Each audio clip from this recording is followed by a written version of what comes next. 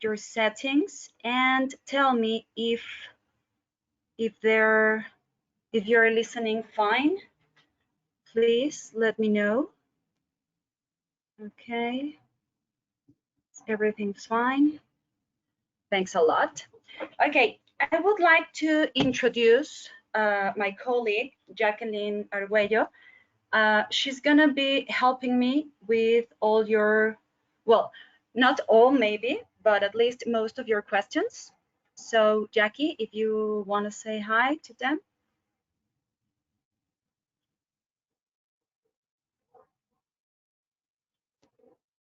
Okay, well, probably she's not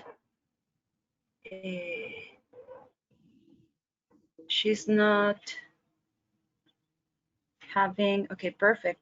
Yeah, sounds a little bit on and off at times. Okay, I'm reading your comments, and we have to be very, very patient, please.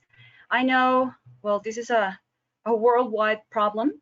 There's a lot of internet traffic, and there has been lots of trouble with all these connections.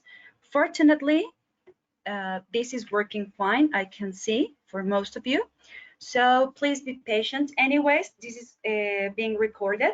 So if you want to later on check the recording, you can follow the link that I'm going to give you in the end, and you can always check it out.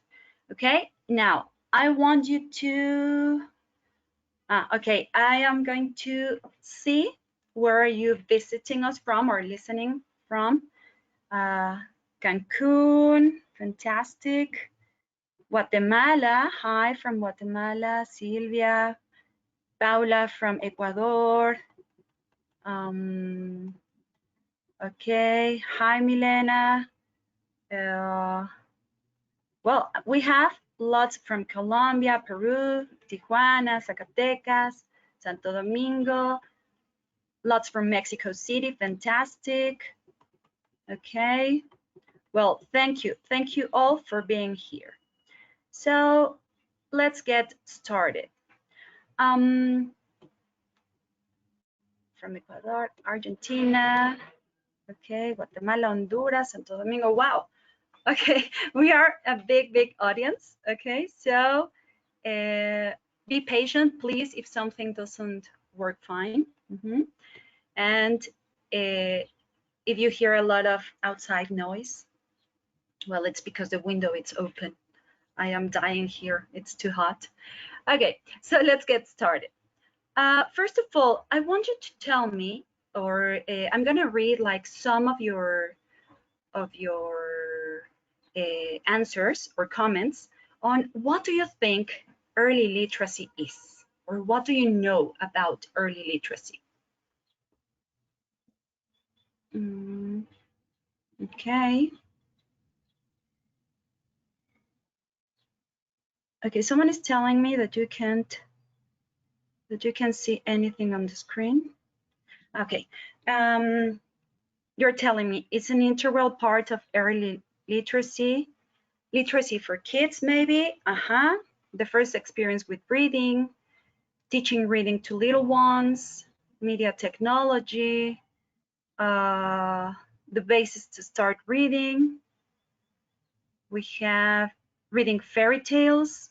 We have when kids are introduced to reading and writing in the early stages. Wow, okay, you know lots of things, okay? And exactly, you are right, okay? I would like to tell you that yes, early literacy is not teaching students how to read and write, but actually it's when children know about reading or writing before they begin this process. Okay, so we can say, I'm gonna close all your questions for a moment. And as you can see there, it says you learn to write better by reading and you learn to read better by writing. Reading and writing work together to improve your ability to think. Okay, this is unknown, but let me hear. I cannot, there, okay. Okay, this is another proverb or saying by Madeleine Kunin that says early childhood education begins early, even before birth. Okay, so that's where we're going to part from. We have to see, I'm not a scientist, okay, but I would like to begin with a brief explanation about the development of the baby's brain, okay? So this is not my field, but I think it's necessary to have a quick glance, to have this background. So let's begin by talking about the development of the brain in its first stage, in the womb. Okay, as you see, here's where all the fantastic process happens. I don't know if you have had the chance to watch these fantastic videos on probably National Geographic, or where they show you the development of the baby's brain. Okay, and well, actually, or the human and how it's being formed in the womb. So in the first stage is where, as you can see, all the baby's brain and the spinal cord are forming. With these neural cells, and later these neural cells will form nerves, and within the months, the sensory organs and the nerves will begin to develop. Okay, and here is something that I found very curious, a fact. There is research that different universities conducted in the United States, the University of Kansas, one in Washington, the one in Denver. They showed that, of course, we know that the outside influences affect the unborn child's brain. But they have proven that by month 8 inside the womb, they are able to distinguish language. I mean, their native language. Okay, so imagine everything, all the input that we're giving to this little fetus, it's being there. Okay, every time we have this input, or they have this input, it's getting there to their brain. Okay, well, let's move on. We have here the development from birth to age 3. Okay, and here is where the development is the fastest. Okay, here is where we say that babies are like sponges. Okay, I don't know if it has happened to you, or if you are parents, or just by being a preschool teacher, we say that they learn everything, they absorb everything. Okay, so every time we say something nice and kind, they are getting it. But if we are rude or whatever, not nice, they're also getting it. Okay, everything that we sing, that we say, that we read, they are absorbing it. So that is why it's very important, your role as a preschool teacher, or if some of you are parents, you will know what I'm talking about. Okay, so your role as a preschool teacher is crucial in helping to form this baby's brain. And how you do that?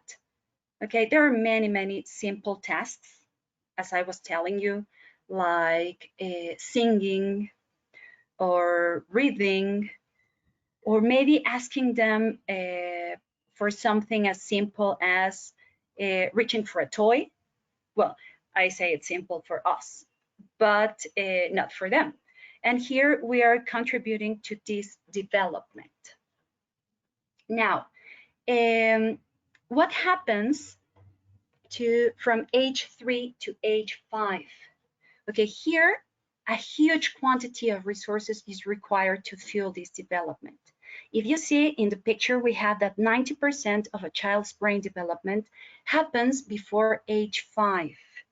Okay, here in this stage, it's where the brain uses a lot of glucose for its growth. So that's why it's important for a child to receive a proper brain stimulation with all these activities that I tell you about, and also proper nutrition. That's why we're always telling parents, please send your kids some nutritious lunch and not just sweets and so on, because here is where they use a lot of glucose for this growth. Okay. Well, now that we have all this background, let me tell you, or let's talk about the 5 domains that are interrelated in every child's development. Okay, if you see here, we're gonna follow like the pattern, and in the end, you can see literacy. Okay, where it's the point that we want to reach. Okay, we have the physical domain, the cognitive domain, socio-emotional, language, and literacy. Okay, I'm going to pause a bit to see some of your questions. Okay. So far, I think so far so good. You're telling me recognizing. Okay, I think you have no questions. Here you're telling me if I can share the presentation by email.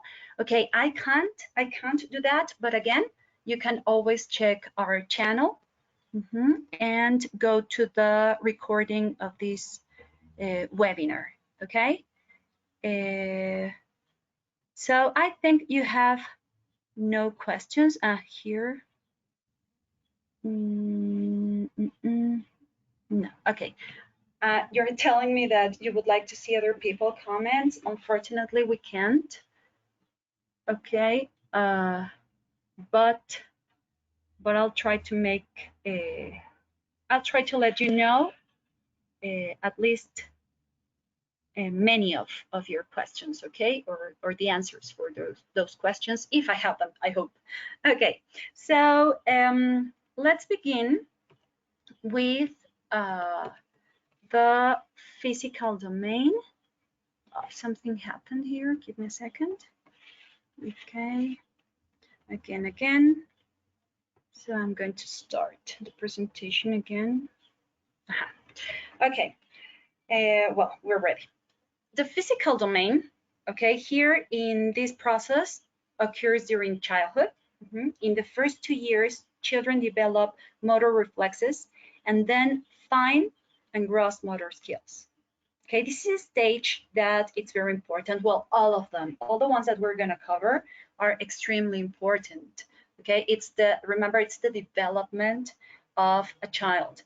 So it's our, I don't want to say obligation, but we must try to do as much as possible for this development. Okay, if our role, if what we do as preschool teachers is fine, then you can be almost sure that they are going to be successful students. Okay, so again, and I'm not I want to repeat this a lot because our role is crucial. Sometimes I have heard comments about different people telling that, well, you're a preschool teacher. Well, it doesn't matter. You don't have to know a lot. It's just like having fun with kids. I'm sure this has happened to you, okay? And it's not true. Our role is crucial, okay, as preschool teachers. We have their brains in our hands to mold them, okay? So let's move on. How can you develop this physical domain? Okay, through different activities. Here, for example, in the first one, you have a building and stacking material, like Legos, like, sorry, I heard something there. Jackie, is that you? Yes, that's me. Okay, hi. Hi. Well, Do you have any relevant question, well, that you have read that I must answer, Jackie, or not yet? No, everything is okay now. We can do the question activity at the end if you agree. Ah, fantastic. Okay, thank you. Well, let's move on. Activities, I was telling you, like building and stacking material, like Legos or boxes or wooden shapes. These activities help in the development of fine motor skills and eye-hand coordination. Okay. Also, if you see the next picture, I'm sure you have seen these bikes that are pedalless. Okay, so with these bikes, you are practicing, of course, the balancing. These are for like beginners.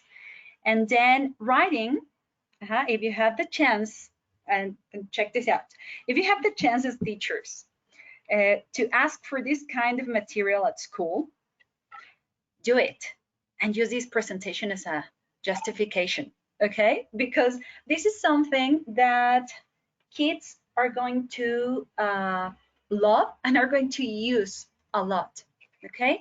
So ask for this kind of material, like bikes, pedal-less bikes, and then normal bikes, and all the material that you can get to like improve these domains, okay, or this development of the students.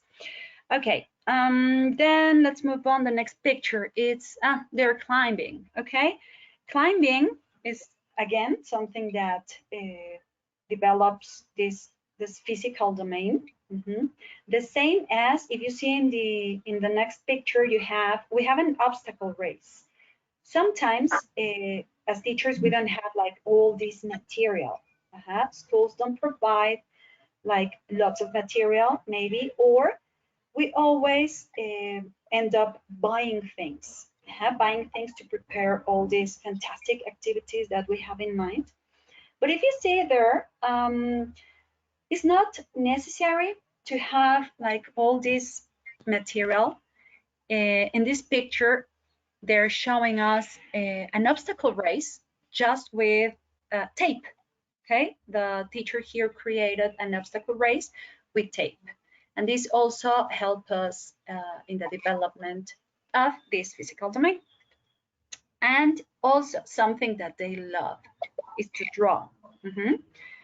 Here you can see this little kid drawing with some special crayons. Nowadays we have lots of material that we can ask for, and it's going to be very useful. And this is a stage where we have to check the grip of the crayon or the pencil, because if we don't correct that grip, then many students are going to have like problems in the future, problems for writing, okay, proper writing.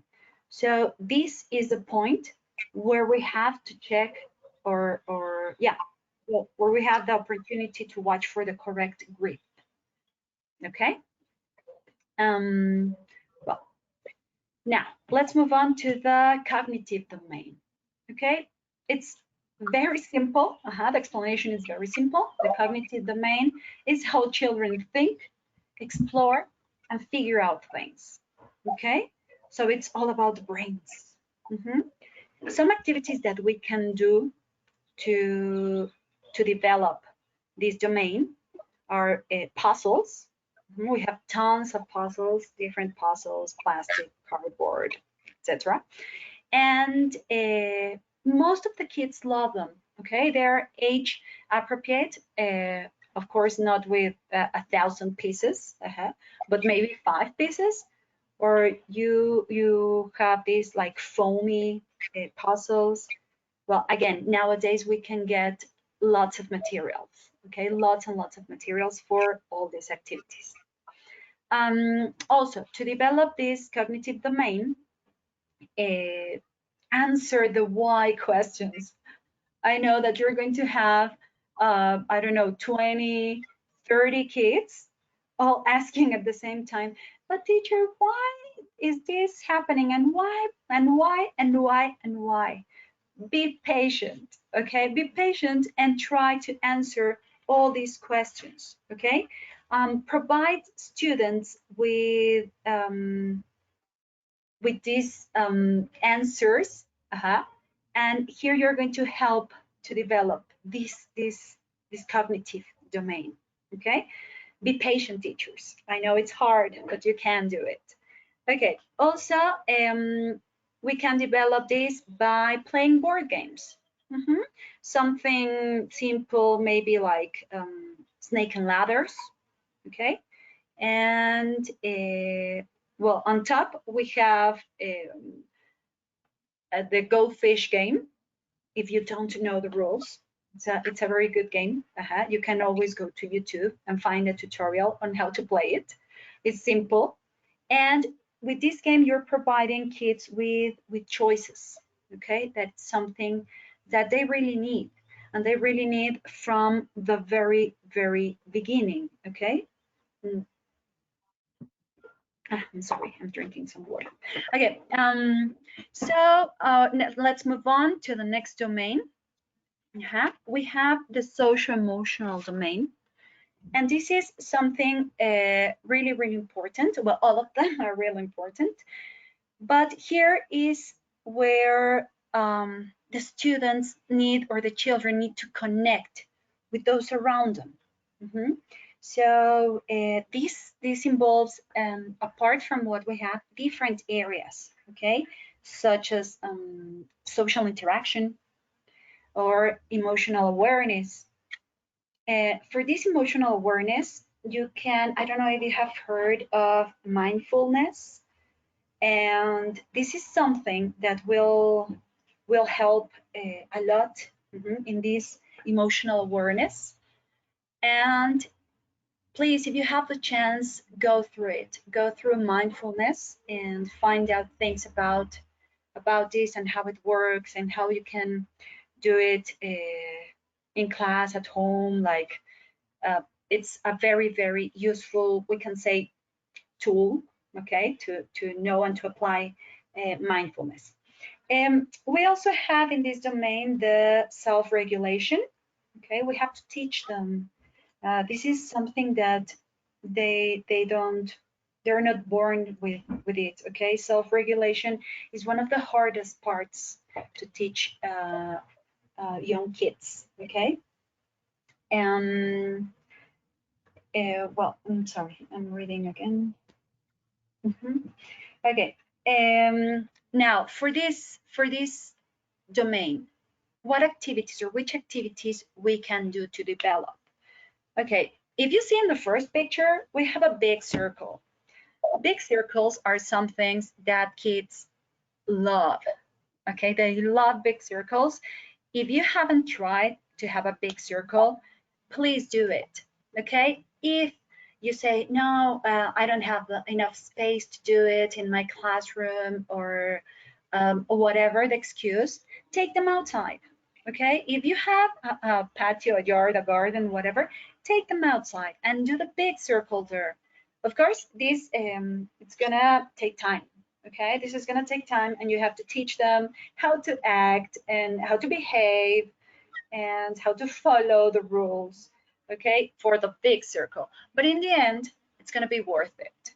Okay, big circle time, it's for they feel they have this interaction with other kids, and they feel like they're being heard and part of something, of, yeah, of the society. Okay, and the next picture, okay, when you are talking to a young kid, please pay attention to this kid. I know you're gonna be, you're not gonna have enough time to listen to all of them, but make them feel special. Okay, listen, even if it's something that it's a bit boring, not to you, or they take a lot of time talking, make them feel special. Pay attention to them. Pay attention to what they are saying. Okay? In the next picture, you have a group of kids singing. Again, this is to create or do activities in team. Okay, team, what I was telling you is make them feel special and part of something. Also, something very important is create routines. Okay, you must be consistent. As parents, as teachers, you must have these routines. Why? Okay, the routines help kids know what's been expected from them. Okay, so this lowers their anxiety level, and of course, this makes them feel safe and comfortable. So if you're gonna have a reading time, or if you have reading time, probably make it the same day at the same time every week. Or if you have a special way of tidying up, maybe when you play a specific song, they know, or when you sing a specific song, they know that it's time to tidy up. And you can tell them, okay, we have, I don't know, 2 minutes, 5 minutes to tidy up. Or when the song is over, you all go to your places and sit down. Okay, so it all depends. The routines are tons of routines that depend on you, okay, and your choices and what you want to do. But please keep routines, okay, because this helps them to again, I tell you that to lower their anxiety level. And this helps, of course, with the social emotional domain. Okay, the language domain. This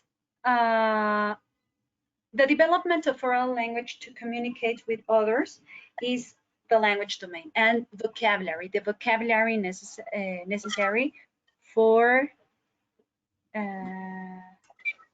give me a second, I'm having a message here from webinar. Okay. Okay, there. Sorry. We were in the language domain, the development of oral language to communicate with others, and the vocabulary necessary to communicate with others. Okay, and with this, the activities we can do, there are many activities we can do to develop this domain, is here you can provide students with situations to have these questions. Ask all the time. Ask, ask, ask. Apart from what they ask, the why questions. Why is the world the way it is? Okay, you ask them. Okay, who, what, where, when, how. Okay, ask them, please, all the time. And of course, be patient. Okay, be patient. You don't want your students to come up with very elaborated answers. And any kind of answer is valid, even a smile. Okay, so if they don't make these elaborated answers, it's okay, as long as they are answering, okay, with some kind of movement or a word or whatever you are developing this vocabulary anyways. Okay, another activity might be analyzing objects. Have lots of things in your classroom, sorry, to be able for them to observe and analyze of all these objects. Okay, or take them for a walk in the maybe in a different room, or to the garden if you have a garden at school, or well, provide all these opportunities for students to describe, be very descriptive. Okay, at the same time that you are walking with them, or you are taking outside, take them outside, then be very descriptive. Okay, you always have the game, I'm sure you have played I Spy with my eagle eye. Okay, and maybe this game it's also going to help you to develop this language domain, because it's all about description, providing your students with lots of vocabulary, and let them see how sentences are formed and so on. So here you are developing this language domain. Okay, let's move on. Now we have reached the part of the literacy domain. Okay, everything that we said before was like the previous. What's going to tell us to the literacy domain, which is our objective in this webinar. Okay, the literacy domain is the connection between the letters on a page and the sound. Okay, how to do it, how to develop this domain.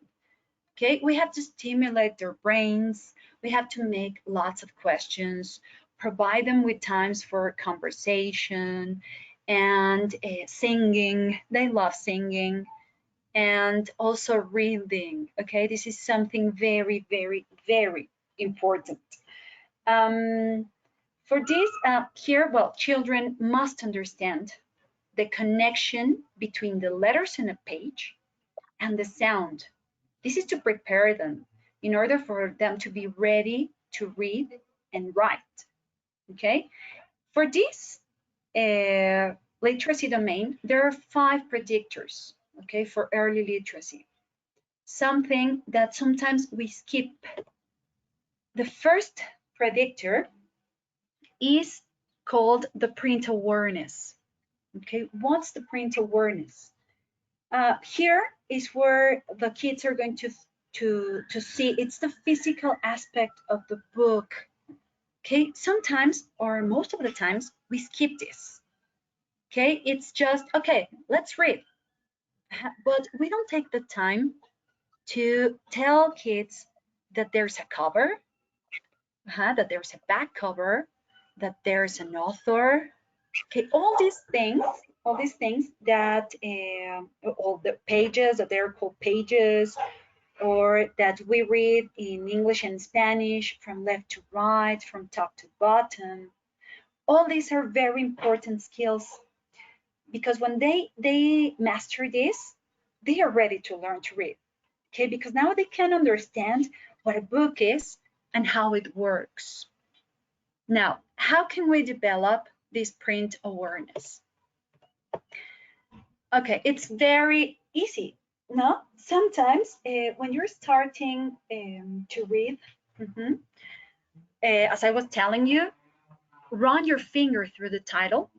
They are going to see that the words or the things that they are saying there have a meaning. Also, talk about the author and the illustrator.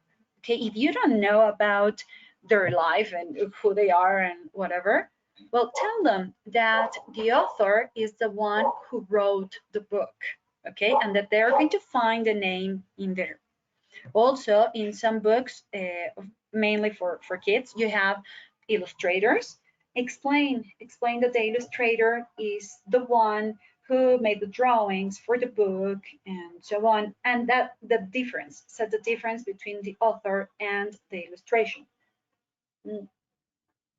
Sorry. Then you have to direct the child's attention to the print.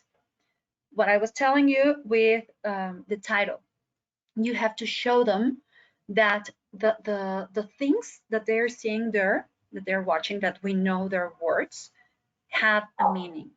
Okay. Move your finger every time you're reading. Move your finger. Tell them, okay, well, they're going to know the length of a word, how long do you take reading it, and so on. So always try to move your finger. And ask them to help you pronounce some words as you point them. There are some words that we want them to practice for vocabulary purpose, and some high frequency words, but not necessarily those words, new words, okay? The ones that it all depends on your lesson and the lesson plan and whatever. You're going to point at this word for them to help you pronounce it, okay? Of course, you model first, and then you ask them to help you, okay? Again, once that you master this, children are one step closer to learn to read. Okay, now they can understand what a book is and how it works. So they're going to get familiarized with these objects, with these things that are books. Okay. Then we have the alphabet awareness. Okay. In this alphabet awareness, children have to, or you have to help them recognize letters. Okay. They have to understand that the words they are reading are made of letters and that those letters have names and sounds. So knowing the alphabet is a core part of learning to read. Okay. And as this is early literacy, okay, we're going to start from scratch. Okay. We're going to start from the sounds. We're going to start from the letters, the print of the letters. Okay. What they are and how they look like. So this is the alphabet awareness is something essential for this early literacy. Okay, how to do it? Choose or try to choose books with alliteration. The alliteration, as you know, is words that begin with the same consonant sound. And what for? Well, to promote sound awareness. Okay, when you have this sound awareness, or when you have chosen this book or this alphabet book that you're going to use, you practice print awareness. Like always try to link all your practices when possible. I chose this Dr. Seuss book, the ABC, because I love Dr. Seuss and it's one of my favorites. I don't know if you have ever had the chance to read some books about Dr. Seuss, but I think it's fantastic. Okay, this is an example now. Big C, little c. What begins with C? Camel on the ceiling. C, C, C. Okay, when you start, I'm going back. When you start here, you can ask them, for example, for practicing print awareness, you can ask them if they can recognize something about the cover. The cover. Maybe some of them are going to tell you, "Oh, I can see the cat in the hat." Okay, and you can tell them, "Well, yeah, that's right. Okay, the cat in the hat," and it's the author of this book is the same that who wrote The Cat in the Hat. It's Dr. Seuss. And also he is the illustrator, okay, for all his books, and you're going to show illustrations and so on. So you're using also print awareness. Now, back in how you teach this, it's reading the story, as I did, pointing, always point, always point. Ask them for the sound of this letter, and then choral repetition. Okay, the choral repetition is also very important. Okay, now this is in the part of books and the part of reading a story, but there are also some activities you can do with this knowing your ABCs. No, and here are some examples. I don't know if you have ever done this activity with when you have a white paper and you take a white crayon or wax maybe, and you draw or write a letter. And in the end, well, you're going to give the students a paper with nothing on it. Then they're going to use some colors or some watercolors to paint on top. Just ask them to paint and paint and paint, and they are going to discover a letter. This is something that they really, really love. They enjoy a lot, okay, because it's, well, they feel like as they are spies or something. They're discovering a secret message. Okay, we have the shaving cream activity. If you have tried, you want to let me lie to you. It's also something that they enjoy a lot. You put some shaving cream in a window if you have the chance, and well, you can always ask the principal because it's very easy to clean, and you can ask kids to clean in the end. Okay, it's part of the routine. So you just put shaving cream in the window and ask them to draw, to trace the letters. This you can also do with sand boxes, tracing this, or with a plastic bag with like gel on it, inside it. Okay, you a Ziploc bag. You put all this gel that you need, and then you close it, and they can trace. They can trace letters. Okay. Also, there is another activity called I have, who has, and this is to practice again your ABCs. If you see there, it's I have the first card, who has B, and then they are going to move, walk around, and share and learn more about the alphabet. Okay. Also in here you have a practice with buttons. It's they're going to follow this pattern of letters that you have previously printed or drawn or whatever, and you ask home to send buttons. They don't have to be as big as the whole page. Okay, you can do two letters in one page, or as you wish. And this again is going to help them with the alphabet and also to develop these fine motor skills. There's another way to practice your ABCs, which is with clothespins. Like you draw the alphabet or a letter in each of the clothespins, and you have some cards with with different vocabulary, different words.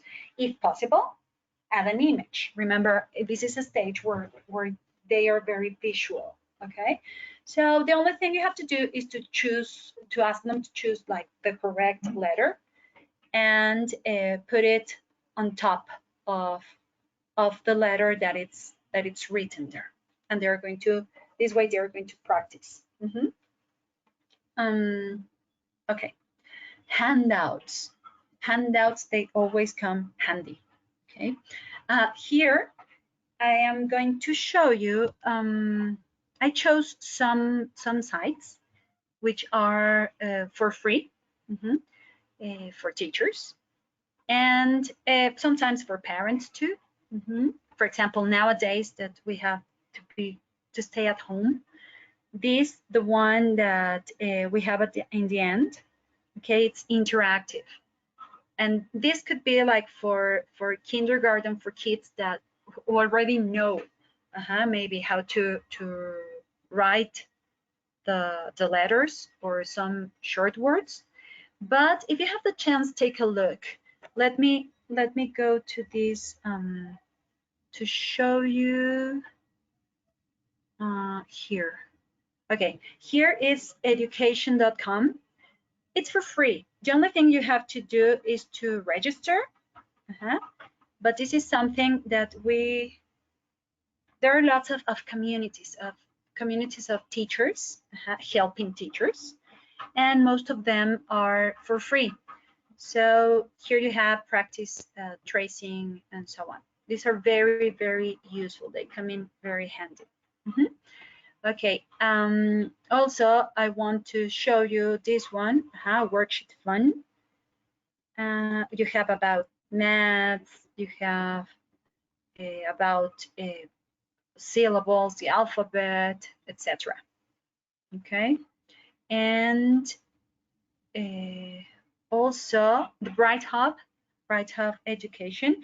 This is a site where you're going to have, as parents, as teachers, caregivers, lots of information, different information, and ideas, activities, not only handouts. And this is going to take you, you can explore and go deeper, and it's going to take you to different sites. Some of these sites cost, but most of them are for free. These ones are for free. Okay, so if you have the chance, you can go and explore them. Well, here we were telling about the ABC. We have connecting dots. We have also tracing, drawing, or coloring, and also matching, like upper and lower case. And what I was telling you, this in the end, construct a word is interactive in the site. On the site, okay? This is in Bright Hub Education. Let's move on. Okay. Also for this knowing the alphabet, it's rhymes are fantastic tools. Okay. Here we have, well, A for Alice, who met an alligator. Swishing down the alleyway on Apple Avenue. Shoo, said Alice, I'm allergic to alligators. Achoo, achoo. Off she flew. Okay? The only thing you are used to do is read, repeat. Okay? We can always play with these rhyming words by deleting them or recovering them, asking them which is the word that's missing, and then you read again. For this, we have another fantastic tool. I don't know if you have heard of this. This is called Mayon. It's a reading platform. It's a reading platform, and you have lots of choices from, well, not lots, thousands of books to find. We have here the library. It's like a streaming site, but for books, okay? And you can choose like fiction, lexile, reading level, grade level, story type. Well, you have a very explicit search, okay? So here I want to show you that I'm going to search for rhymes. Here I have, okay. Let's look for rhymes. And you just open the book you want, and there kids can read and they can listen to the story and so on. Okay, this is a very a fantastic tool that we have that's called, it's a platform, it's a reading platform called Mayon.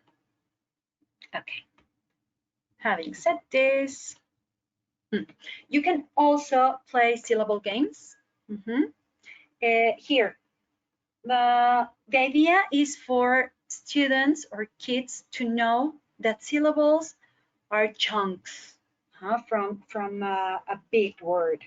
Okay, so once they understand this, there are lots of ways of playing with this, of playing syllable games. Okay, we know the typical, that it's clapping, no, clapping and counting the syllables. Okay, but we have different activities to practice this syllable division, like playing hopscotch, something they love. Remember that kids love love the movement, most kids. Okay, so it's necessary to take them out every time we can, and for them to breathe and jump and get distracted. Again, always following rules, teach them how to follow rules. But they're going to have lots of fun. They're going to love you more than they already do, I'm sure. And with these activities, they're going to learn a bit more what's it all about. For example, with the hopscotch, instead of just clapping, they're going to be jumping and counting the syllables that a word has. I don't know if you have tried. If you can do it now, try to put your hand under your chin, okay, and say a word, any word you want. The time that every time that your jaw drops is the count that the number of syllables the word has.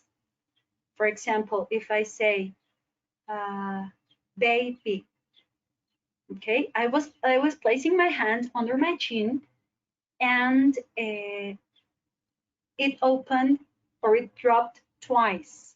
Baby. I have 2 syllables there. Okay, this is a very, very fun and practical way to teach them how to count syllables. Well, that was a tip. Now, manipulation.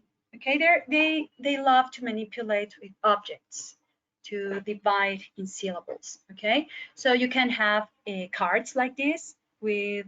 Try to have objects or cards which they already know, vocabulary that they already know, and just draw some squares at the bottom, and you can use beans or whatever you have for them to place each bean in the correct square to count how many syllables they have there. Okay. Sorting objects. Okay.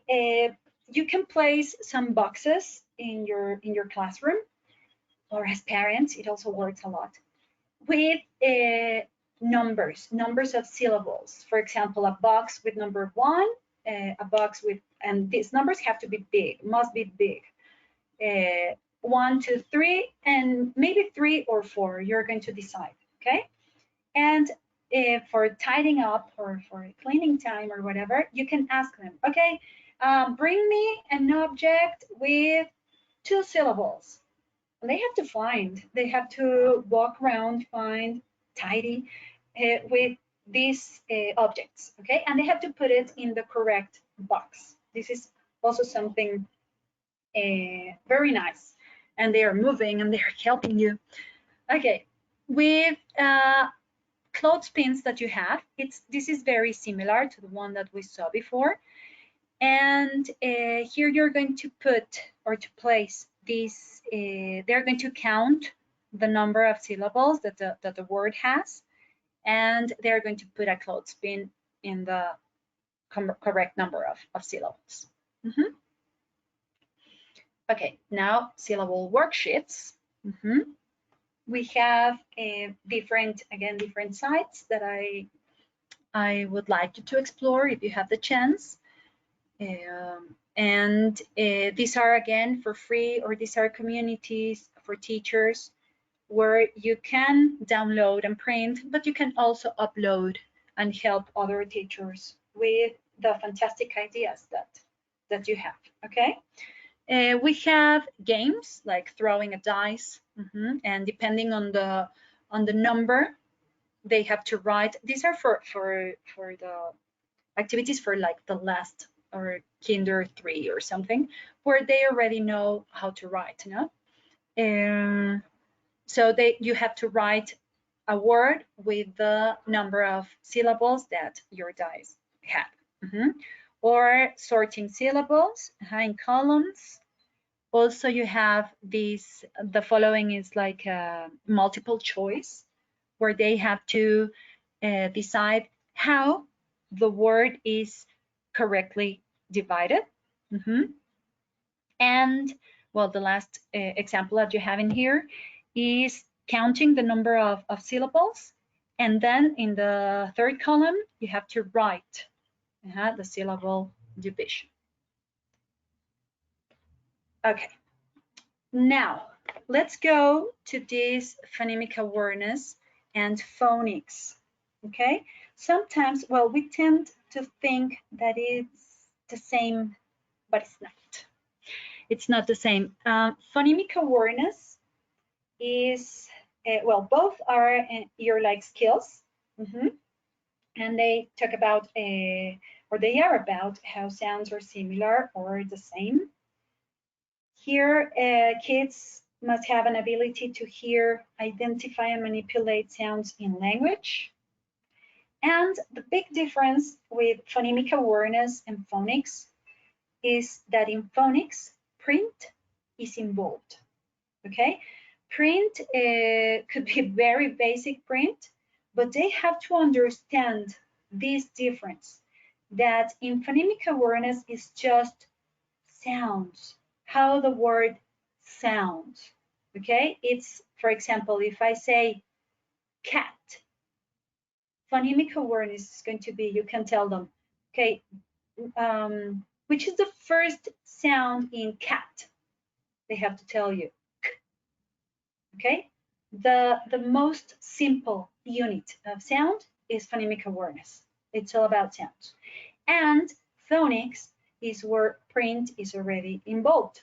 Okay, where you have the same word and maybe a book about phonics, and you're going to also use the sound, of course, how the word sounds, but also how to draw it or trace it or write it. And again, we go back to the part that we say that it's very important that children understand that words have a meaning, okay, and have a sound, a specific sound. Okay, how to develop this? We have rhyme patterns. We can do it through alliteration or printed activities. Alliteration for phonemic awareness is fantastic. Okay, sometimes it's very complicated, but you can always create your own. Like here, I created one with my name, an 8 Alice's apple. So this is something that kids love when you use their names for something. It's not that hard. It's not that complicated. It's a simple sentence. Because the others are a bit more complicated. They're tongue twisters. And I chose the first one of She Sells Seashells by the Seashore like this, shortened, not the full version, because it's a lot for kids to practice at the beginning. But you can go and you can add another phrase maybe every week or so. You will decide how to use this. Okay, we have another example. If two witches were watching two watches, which witch would watch which watch? Oh, I could do it.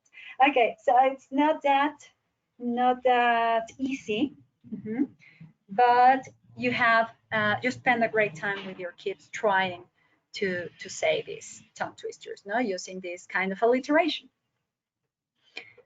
Also, to practice phonics, what I was telling you, you have these special books and different handouts and so on, where you're going to, the sound is going to be involved, but also tracing and recognizing these letters, okay? Now, let's move on to early writing, okay? In early writing here, we have a form of communication. Students must understand that early writing is this. It's a form of communication that marks what we were saying, that marks that they are looking at, convey a message, okay? I'm sure it has happened to you, and you did as a child, that you pretend to be writing just by doing some hieroglyphics there or something. Okay, this is inventive spelling, and we have to promote this. We have to promote inventive spelling, sorry, in kids.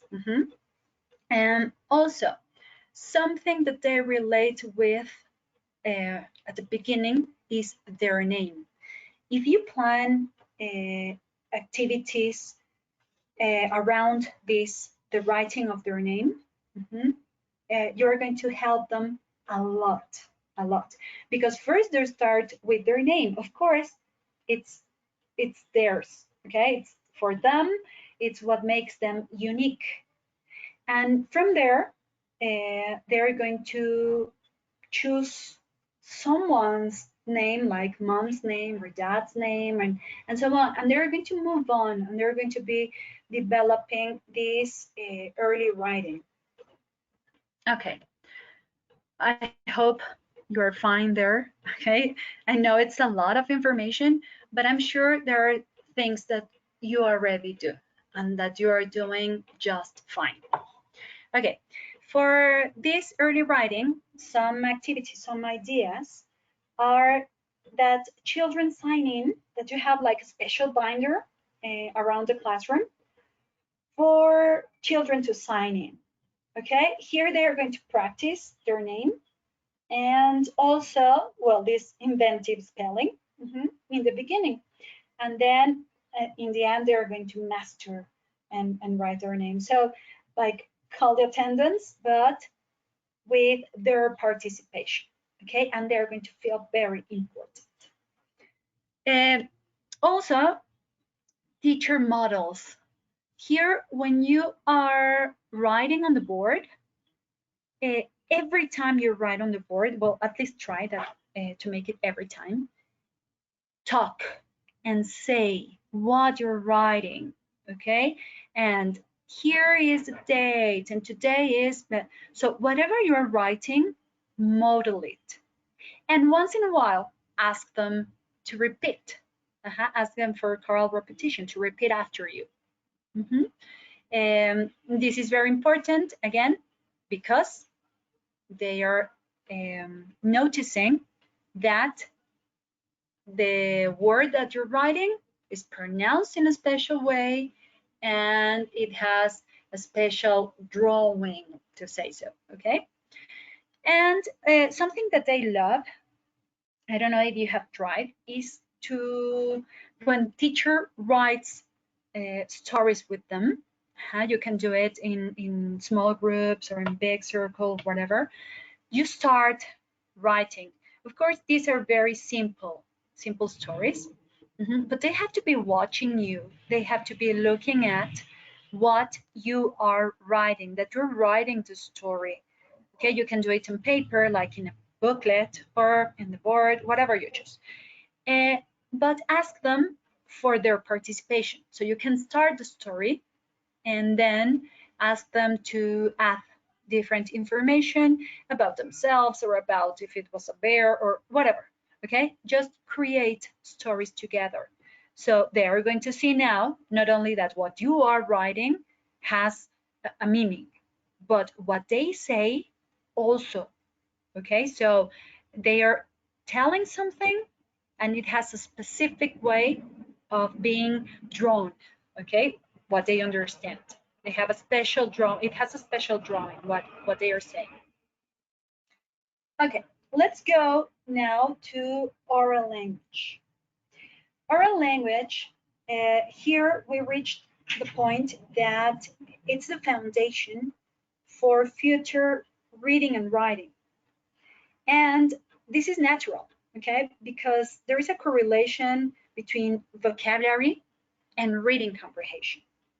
So you have this this opportunity to develop oral language. It's everywhere. Okay. Some tips that you have, sorry, for developing this is what I was telling you before in the socio-emotional domain. You have to keep or maintain this eye contact with them. Okay.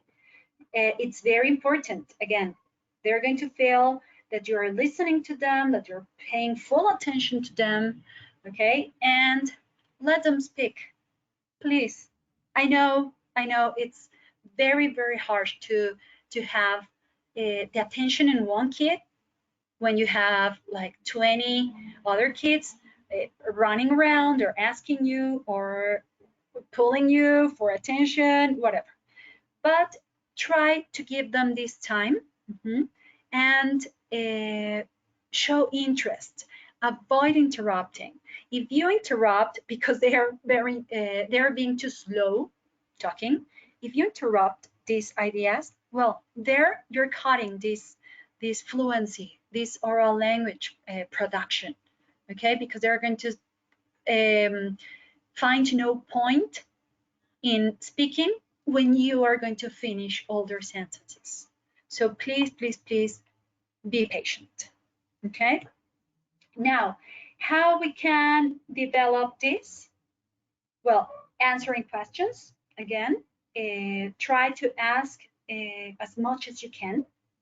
Ask, and be patient and show them how to be patient when someone else is trying to speak or to answer. Show them how to take turns, okay? Here, for example, you can have these response fans. There's something called response fans, where you have like some tiny cards with different symbols of a sad face, a happy face, thumbs up, thumbs down, whatever. So these you can use with shy students. And instead of talking, you can ask them to show this response fan. And then, like from there, this is like their safety blanket. And from them, you can start exploring and seeing if they want to share something or not, and so on. So this is a very useful tool, the response fence. Also, making a show and tell. Show and tell, it's something very, very nice. It's all about them, again. And well, this is for having something that they already, I'm sorry, I was checking some questions. Having something to share with the others. They don't have to write, they don't have to prepare tons of materials and make a super special production that ends up being the job of mom or dad or granny or whatever teachers. Please, for the show and tell, keep it simple, okay? If they have, or if they want to talk about their favorite toy, go ahead, let them bring the toy and talk about it. The idea is for parents not to prepare everything and for them not to memorize anything, okay? Let them express what they are, what they have in their hand, okay? So it's just about letting them be fluent with the language, okay? The show and tell is very similar to the talking about and showing an object, or talking about a person, or talking about an activity, okay? It's just letting them express themselves. Again, we can always use the object description in here, look and describe, and again, taking turns and so on, and role plays. You have there an art, some, there's like, they are like in the art classroom, in the art room, and they are describing art. This is something that you can take advantage of, okay? Art. There are lots of descriptive artworks, pieces of art, masterpieces, or whatever. Role plays. They love role plays, okay? You can always write a role play with them and ask them to, again, it doesn't have to be that elaborated. You can plan it in a week or in 2 days or whatever. It can be a short role play, and if you want to show your skills, maybe you can ask it for ask the parents for a bit of production, like costumes or so on. It all depends. But it's a fantastic way of developing the oral language skills. Okay. Well, let me, because now this is frozen. Sorry. Okay. Now I'm going to questions. To questions in here. The most I can cover. Okay. Let me.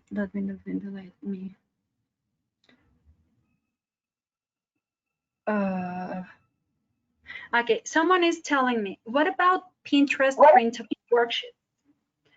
Okay, these worksheets, yeah, are very valid. Anything that works for you.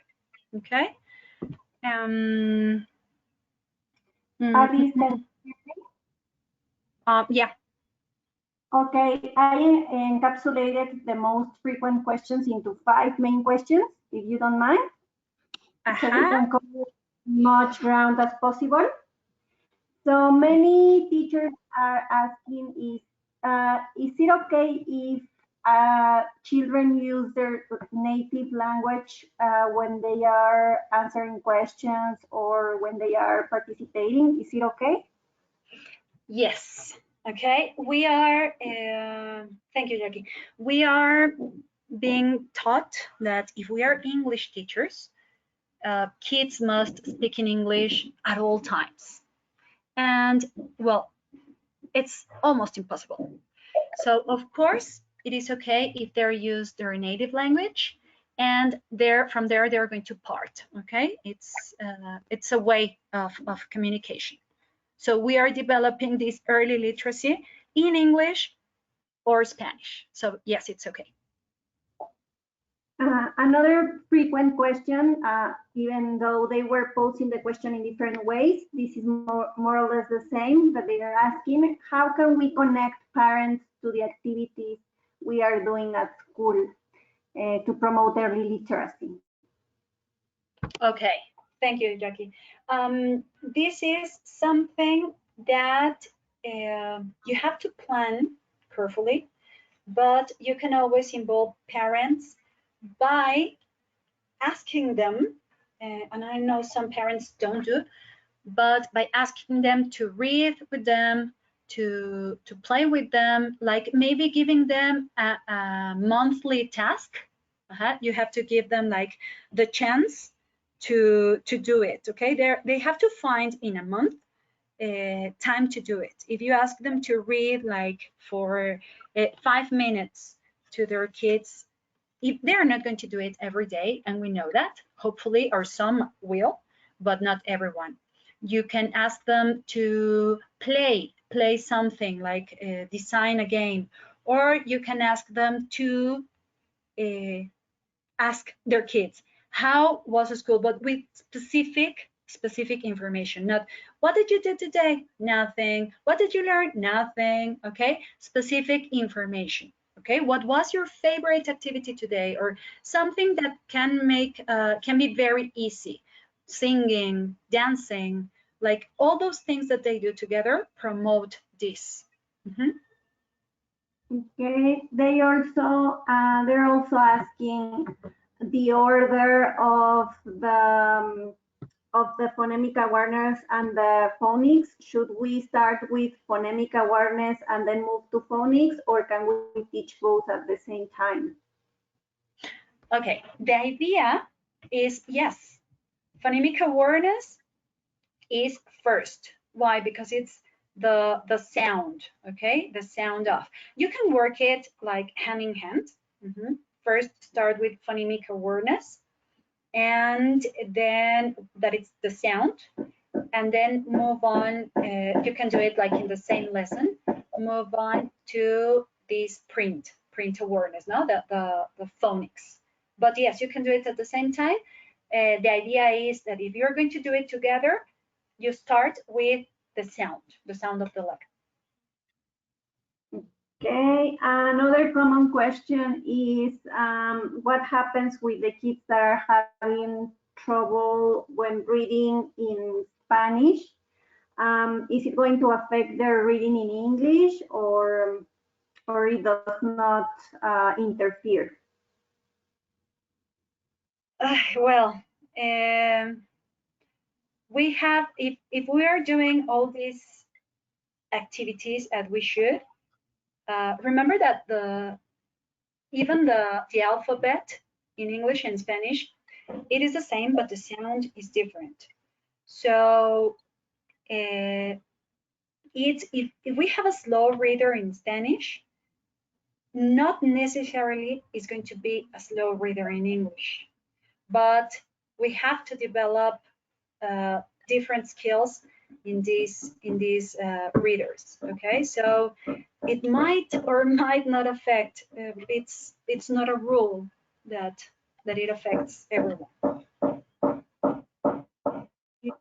And two other teachers are asking about my own. Is it for free? How can they access to these 5,000 books? Ah, okay. My own is a reading platform, and you can contact Richmond, your Local representative. thank you, your local representative, and he or she, they can tell you about the plans and everything related to the costs related to my own. Yeah, it's not for free, but it's a fantastic platform. They're also asking if you are going to show at the end all the web pages that you were mentioning, where they can download handouts for free, if you are going to show them or to repeat them. Okay, as I was telling them, you're going to have the recording of this webinar, so you can always look for it, and you're going to have the whole webinar recorded, and there you have all these sites. Okay, and that's it. Those are the most common questions that I found, unless you want to answer some other question, but that's the most common thing that they ask. Wow. Okay. Well, there are lots, and we had a great participation, and you helped me a lot, Jackie, in like putting this all in one. But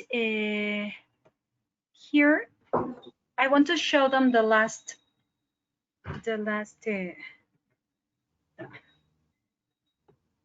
here. Okay, in this slide you can have you have all this information about Go to Stage, where you can find the recording of this webinar, and if you want to like check it out, it's gonna be there for you. Okay, so well, thank you very much for all your participation, for being here, for listening and attending to this webinar. It was a pleasure, and I hope that you enjoyed it. So if there's nothing else to say, thanks a lot, and see you. Bye-bye.